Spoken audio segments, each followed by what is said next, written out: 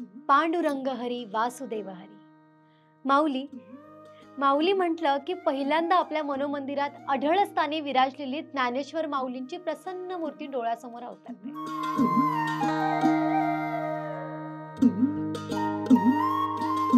नमस्कार, मी पूजा. सोल स्पिरिच्युअलच्या संत मेळा या विशेष सत्रात आपल्या सगळ्यांचं मनस्वी स्वागत. माऊली म्हणजे आई. आईचं प्रेम, वात्सल्य, माया सगळं ज्ञानेश्वर माऊलींच्या उरात काठोकाठ भरलेलं होतं. एकदा गंमत झाली बरं का. माऊलींचं वय होतं फक्त 12. समाजानं वाळीत टाकल्यावर माऊली आपल्या भावंडांसोबत पैठणला आले. तिथंही त्यांचा अपमान आणि विटंबनाच करण्यात आली. ह्या भावंडांना गुंडगिरीचा त्रास होत असताना जवळच्याच रस्त्यावर एक माणूस म्हाताऱ्या रेड्याला मारहाण करत होता. माऊलींना वाईट वाटलं आणि त्यांनी त्या माणसाला थांबवलं. तर एका पंडितानं टोमणा मारला, पहा, आपण एवढा वेदांचा कीस पाडतोय आणि या संन्याशाच्या पोराला मात्र रेड्याचीच जास्त चिंता आहे.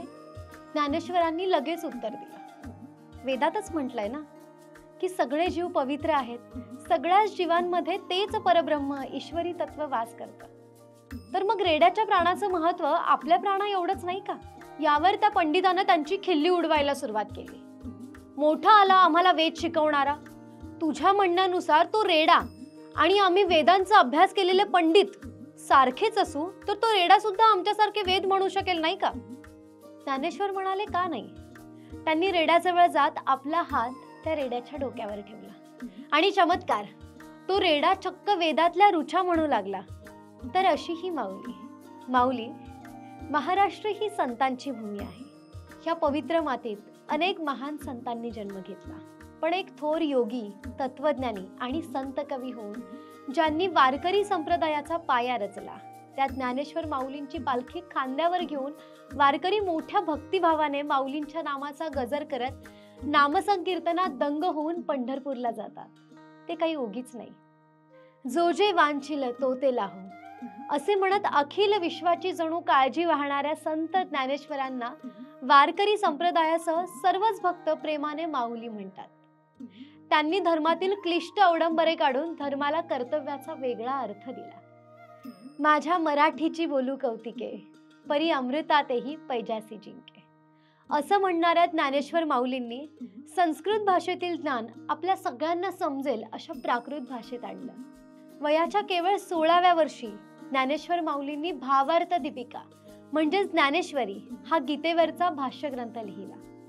माऊलींच्या अलौकिक बुद्धिमत्ता व प्रतिभेची उत्पत्ती असलेली ज्ञानेश्वरी मराठी भाषेतील सर्वात प्राचीन व सर्वोत्तम ग्रंथातली एक म्हणून गणली गेली.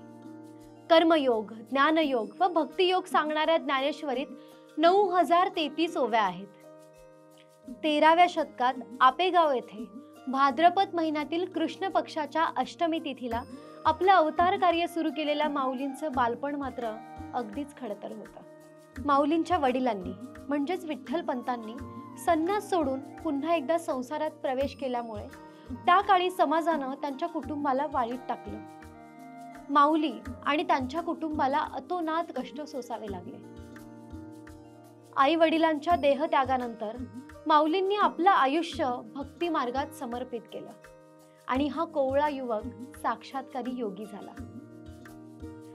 संत ज्ञानेश्वर हे देशातले एक महान संत आणि प्रसिद्ध मराठी कवी तर होतेच, पण भागवत धर्माचा तथा वारकरी संप्रदायाचा पाया रचण्याचं अभूतपूर्व कार्य त्यांनी केलं. समस्त वारकरी संप्रदायाचं आराध्य दैवत असलेल्या माऊलींनी आपल्या आयुष्याच्या 21 वर्षात संपूर्ण विश्वाला भक्तीचा, ज्ञानाचा मार्ग दाखवला. संतवर्य ज्ञानेश्वरांनी वयाच्या अवघ्या 21व्या वर्षी आळंदी येथे इंद्रायणी नदीच्या काठी संजीवनी समाधी घेतली. हा ज्ञानसूर्य मावळल्यानंतर अवघ्या वर्षभरातच निवृत्ती, सोपान, मुक्ताबाई या त्यांच्या भावंडांनी आपापली इहलोकीची यात्रा संपवली. पण आजही 700हून अधिक वर्षानंतरही ज्ञानाची ही दीपमाळ समस्त जगाला प्रकाश देत आहे.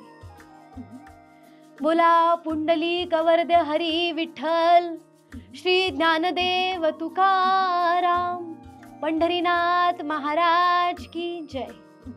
आपल्या संस्कृतीबद्दल अशाच नाविन्यपूर्ण माहितीसाठी आमच्या सोल स्पिरिच्युअल यूट्यूब चॅनेलला नक्की सबस्क्राईब करा.